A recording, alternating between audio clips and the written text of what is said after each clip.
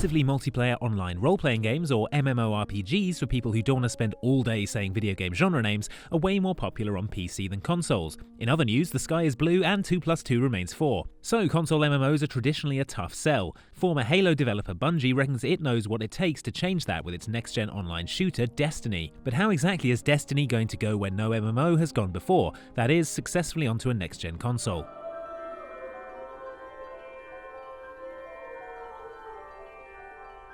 Where Bungie's Halo games cast you as a single character, Destiny is about creating your own character, customizing their look and choosing their class, so that you have a skill set that will be complementary to the skills of your friends. Here is Destiny's character technical lead, Tom Sanoki, to talk us through the classes you'll be playing in the game. Do you want to be a knight, a titan, lots of armor, power, good for getting into the middle of combat?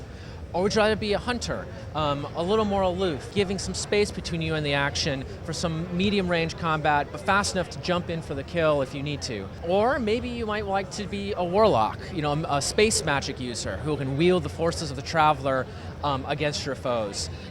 It's been fun to play all three characters. It's gonna be great to see what folks do and how they customize it with the gear and the upgrades that they can earn over the course of playing the game.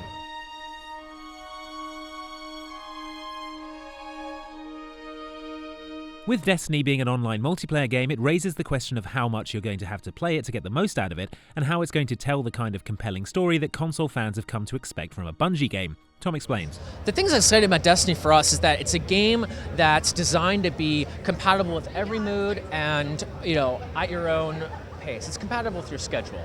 If you have a lot of time to play Destiny, you can absolutely spend many, many hours diving deep into the customization, playing the really hard, complicated endgame content that requires you to cooperate closely and deeply with 5 other of your friends. Or you can be more casual about it. And the story is told through story missions, but also more subtly throughout the environment, throughout the little bits of story that you get as you do a strike, or as you explore the planet and find something that surprises you, some little tidbit, a piece of treasure. And all that together combined to make the universe rich.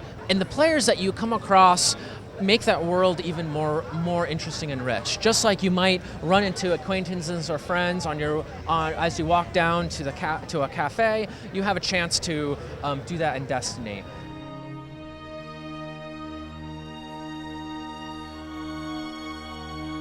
In MMO parlance, a raid is where a large group of players get together to tackle a single boss or objective that they'd never be able to complete single-handedly.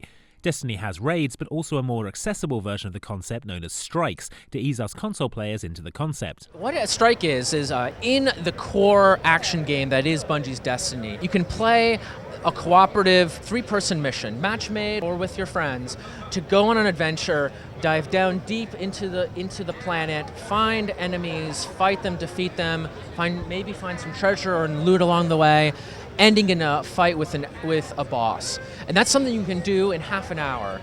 If that's not enough challenge for you, you can up the difficulty. Then the game will play totally differently. It's a super fun experience. It's something you can do over and over again.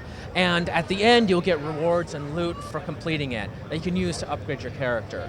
That is a really great way to get a really focused piece of the Destiny action in a really cooperative way. If you've really gone through the content, you've exhausted all the gear, you've upgraded your character, you're at a huge level, and you want a really big challenge, then you can sign on to do a raid. You can grab 5 of your friends and pick 5 good ones, because this is going to require the most cooperation and coordination you could imagine. It's a multi-tiered battle against 1 or more giant bosses.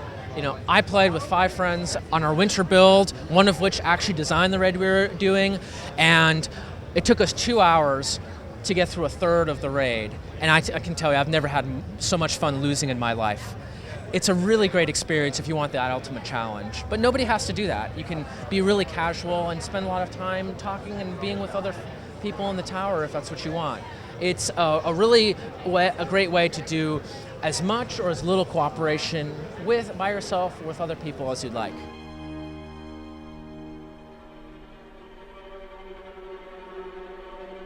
The other big draw of MMOs for fans is the loot. Yes, all that raiding is fun, but what's the point of it if you don't get a unique weapon or golden top hat at the end of it all? Luckily, it sounds like Destiny is all over it. When you play the alpha, you will see that there's a character screen that lets you inspect your character, and you can see the different kinds of armor you get. There's armor that covers your arms, your legs, chest, head, as well as a unique piece of armor that's custom to your class. Example, hunters may have capes. And as you play the game, you will be earning rewards and loot that will give you more of these items, or you can buy them in the store, in the tower. You can also find mysterious encrypted pieces of loot that you need to go to the cryptarch in the tower in order to unlock, to find out what it really is. It's like a little birthday present. And that is available for all activities. And competitive multiplayer has their own set where you'll be able to earn some rewards that are unique to competitive multiplayer, giving you a chance to advance your character that way. And with strikes as well, you'll be able to get pieces of armor that will let you customize and improve the power of your character. But ultimately, it's up to you. You as the player get to choose how you like to do that. Those are 4 ways that Destiny makes MMORPG work for consoles. The game is out on September the 9th worldwide, but there'll be an all-formats beta before that for those who pre-order the game if you want to give it a go before then. Thanks for watching Outside Xbox. We'll see you next time.